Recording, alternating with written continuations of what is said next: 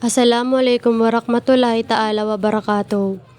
Pangkat 4, Komunikasyong Pilipino.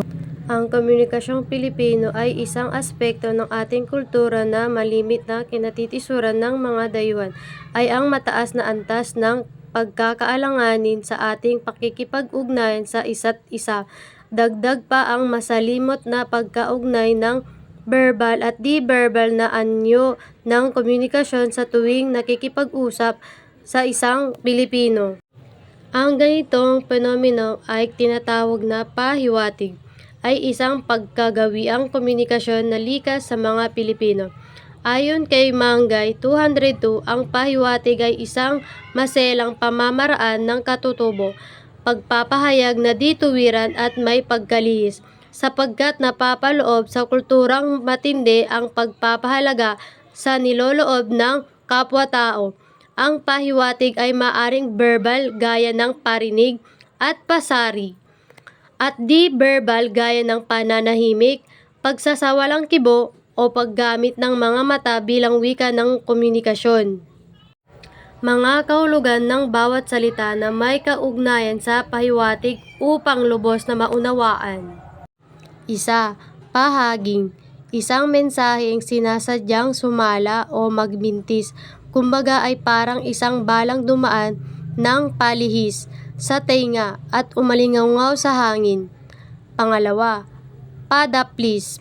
Isang mensaheng lihis na dahil sadyang nilalayon lamang ng makati o masagi ng pahayag ang kinauukulan gaya ng isang palaso na sumagi at nag-iwan lamang ng kaunting galos.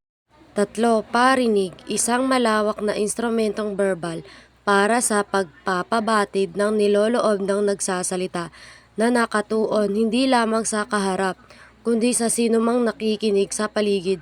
Maaring isang reklamo o kaya'y pasalingit na pagpapaabot na anumang di kasiya-siya. Maari ring itong palihis na pagpapahayag na pag-ibig o anumang ginugustong mangyari ng nagsasalita at hindi masabi ng harap-harapan sa kinauukulan. Apat, pasaring.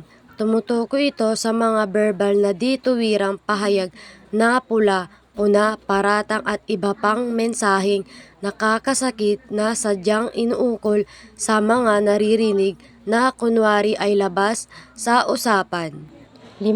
Paramdam. Isang mensaheng pinaaabot ng tao o sinasabing gumagalang espiritu sa pamamagitan ng manifestasyon na nahihinuha sa pakikiramdam, gaya ng pagdadabog, pagbagsak ng mga kasangkapan, malakas na pagsasara ng pinto, kaluskos, patay sinding ilaw, pagbasag ng baso at iba pang pagpapahiwatig ng pagkagalit, pagkainis o pagparamdam ng espiritu at pagpapabatid ng kung anong bagay. 6. Papansin. Tumutukoy ito sa mga mensaheng humihingi ng atensyon, kadalasang ginagawa kapag pakiwari ng nagmemensahe ay kulang siya sa sapat na pausin. 7. Paandar. Isang mekanismo nagpapahiwatig na karaniwang nakatuon at umiikot sa isang paksa o tema na hindi mailahad ng tahasan at paulit-ulit na binabanggit sa sandaling may pagkakataon. Samantala, likas din sa mga Pilipino ang paggamit ng tulay o tagapamagitan bilang pamamaraan ng komunikasyon upang iparating ang mensahe sa kausap, lalo na't may maselang mensaheng nais iparating. Buhay na halimbawa ng sitwasyong ito ang alitan o samaan ng loob sa pagitan ng dalawang tao. Ang mga salita gaya ng ipasabi, iparating, ipaabot, ibilin at ipahatid ay mga kalimitang ginagamit sa ganitong sitwasyong pangkomunikasyon.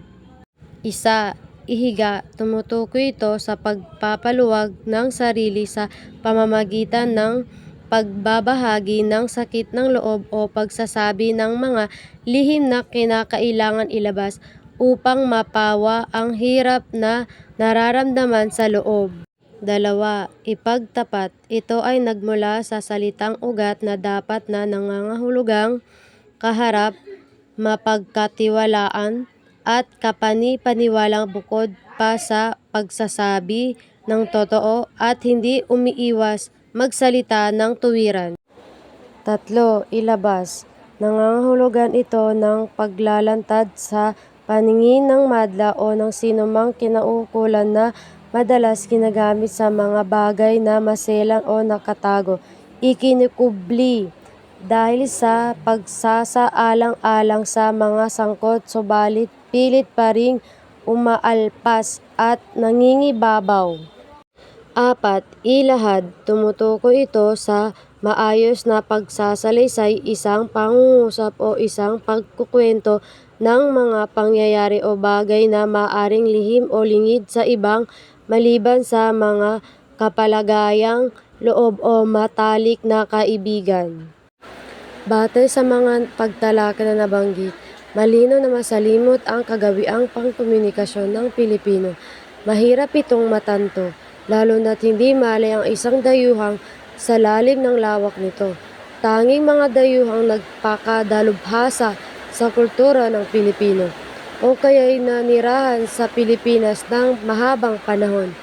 Ang bukod pa sa mismong mga Pilipino, ang tunay na makatatalos ng salimot ng komunikasyong Pilipino.